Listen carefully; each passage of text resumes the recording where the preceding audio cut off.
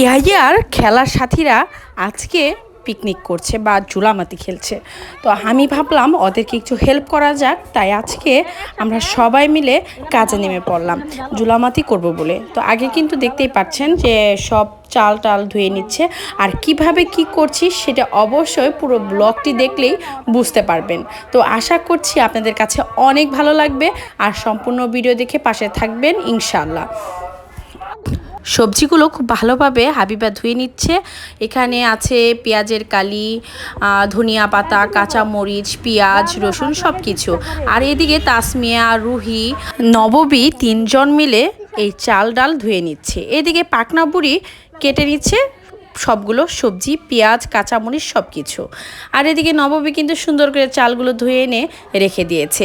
আমার কাজ শুধু ওদেরকে ডিরেকশন দিয়ে কাজ করানো, জাস্ট এইটুকুই।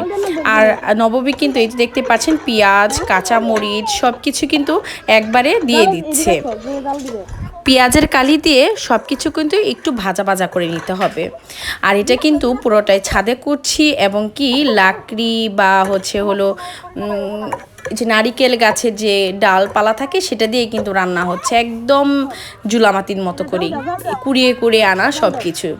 যাই হোক, সব কিছুই কিন্তু যে আমি ভেজে ভেজে নিচ্ছিলাম, আর এদিকে ওদেরও একটু আমি হাতে হাতে সব কিছু দেখিয়ে দিচ্ছিলাম। এরপরে আদা বাটা দিয়ে দিচ্ছি, আদা বাটা দিয়ে একটু ভেজে নিব। এরপরে হলুদ গুঁড়া, মরিচ গুঁড়া দিয়ে দিচ্ছি, আর দিয়ে দিব স্বাদ মতো লবণ দিয়ে একটু পরে ভাজা ভাজা করেই দিয়ে দিব চালগুলো একটু পানিগুলো ঝরিয়ে রেখেছিলাম, তারপরে কিন্তু দিয়ে অনেকক্ষণ পর্যন্ত এটা ভাজা ভাজা করে নিতে হবে। যত ভালো কষানো হয় খেতেও কিন্তু ততই ভালো লাগবে। তো দেখতেই পাচ্ছেন আমরা নর্মালি যেভাবে করি সেভাবেই কিন্তু খিচুড়িটা রান্না করছিলাম। আর এই রান্নাটা এত তাড়াতাড়ি হবে আমি ভাবতে পারিনি, যেহেতু চুলার জাল অনেক দাও দাও করে জ্বলছিল।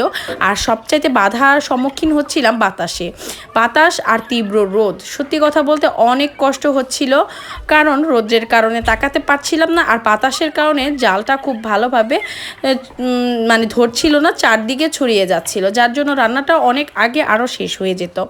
যেহেতু কালকে শুক্রবার ছিল, শুক্রবারেই কিন্তু এই রান্নাটা আমরা করেছি বা জুলামাতি খেয়েছি।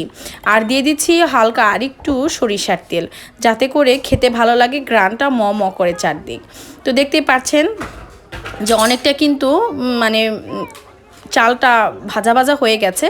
আর এদিকে কিন্তু পানি দিয়ে দিচ্ছি, একটু বেশি করে পানি দিয়ে দিব, কারণ চাল বা ডাল যদি সেদ্ধ না হয় খেতে কিন্তু ভালো লাগে না। আর এখানে কিন্তু আমি ফুটানো পানি দিয়েছি, মানে ঠান্ডা ফুটানো পানিটা।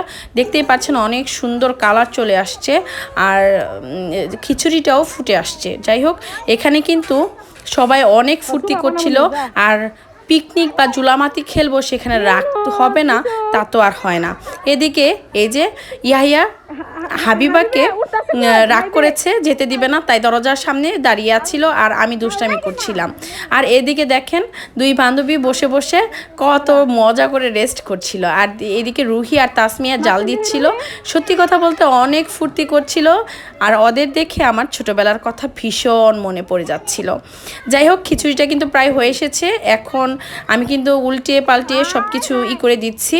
আর এখানে কিন্তু দমে রাখবো, প্রায় 10 মিনিটের মতো দমে রেখে দিব, একদম অল্প আছে, যাতে সব কিছু সেদ্ধ হয়ে যায়।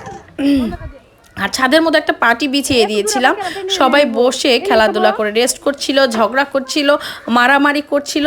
যাই হোক, অনেক ফুর্তি করছিল ওরা সবাই। তো এটা দেখে আসলেও অনেক ছোটোবেলা অনেক স্মৃতি মনে পড়ে, অনেক ভালো লাগা কাজ করা। আর এইদিকে ওদেরকে কাজ দিয়েছি ডিম মানে টা ছুলানোর জন্য। এখানে যে ডিম ছুলানোর কত কাহিনী দেখলে আপনি আশ্চর্য হবেন। সবার মাথার মধ্যে নিয়ে নিয়ে ওরা ডিম ভাঙছিল। আসলে এই দিনগুলো কিন্তু ওরাও কোনোদিন ফিরে পাবে না। এই স্মৃতিগুলো ওদের মধ্যে সারা জীবন বহমান থাকবে, যেমনটা এখন আমাদের স্মৃতির মধ্যে রয়েছে। তো রুহি কিন্তু খুবই দুষ্টামি করছিল, ওরা দৌড়াদৌড়ি করছিল। এই বাচ্চাদের আনন্দটাই কিন্তু আমার কাছে অনেক বেশি একটা পাওয়া। তো এদিকে কিন্তু কড়াইতে আমি সরিষার তেল দিয়ে দিয়েছি, ডিমটা ভুনা করব। আর ডিম আসলেও ছিল 6টা 7টার মতো। আমার ছোট ছেলে সবগুলো বল ভেবে সবগুলো ডিম ভেঙে দিয়েছে।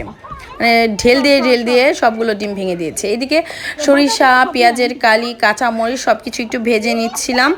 আর এই কাজগুলো কিন্তু তাসমিয়া সবাই মিলেই করছি, খুবই ফুর্তি হচ্ছিল। আর স্বাদ মতো লবণ দিয়ে দিচ্ছি। আর রান্নাটা এত টেস্ট হয়েছিল কি বলবো আপনাদের, বলে বোঝানো যাবে না, অনেক টেস্ট ছিল। তো তারপরে আমি দিয়ে দিচ্ছি হলো হলুদ গুঁড়া, মরিচ গুঁড়া, আদা বাটা। আর এখানে কিন্তু ভাবি মজার একটি মানে খুবই মানে স্পেশাল একটা মশলা পাঠিয়েছিল, আমি জানি না কি কি দিয়েছে, কিন্তু মশলাটা এত ঘ্রাণ বলে বোঝানো যাবে। এলাচি, দারচিনি সব কিছু ছিল এটার মধ্যে। তো আমি কিন্তু 4টা ডিম ভুনা করে নিচ্ছি। আর কালারটা দেখেন খুবই কিন্তু সুন্দর একটি। আর এদিকে কি হয়েছে জানেন, আমি না ডিমটা যখনই মানে সবাইকে চুলাতে দিয়েছি, ইউসুফ যে একটা আস্ত ডিম খেয়ে অর্ধেক রেখে দিয়েছে। কি আর বলবো, বাচ্চাদের পিকনিক ঠিক এরকমটাই হয়। আমরা যা ভাবি তা কিন্তু আসলেও হয় না। তো আধা কাপ বা 1 কাপের মতো, হাফ কাপের মতো পানি দিয়ে দিয়েছি। এরপরে দিয়ে দিচ্ছি কিছু পেঁয়াজের কালি। আর এদিকে আমি পেঁয়াজের কালি আর ধনিয়া পাতা খিচুড়িটার মধ্যে দিয়ে দিচ্ছি, গরম গরম খিচুড়ির মধ্যে। আর এই রান্নাটা তাসমিয়া কিন্তু অনেক সুন্দর করে করছিল, আমার কাছে ভীষণ ভালো লাগছিল। ছোটোবেলার স্মৃতিগুলো ফিরে ফিরে আসছিল আমার কাছে বারবার। সত্যি কথা বলতে এই স্মৃতিগুলো নিয়েই মনে হয় এখন বেঁচে আছি। যাই হোক, ঝোলটা অনেকটাই শুকানো হয়ে গেছে।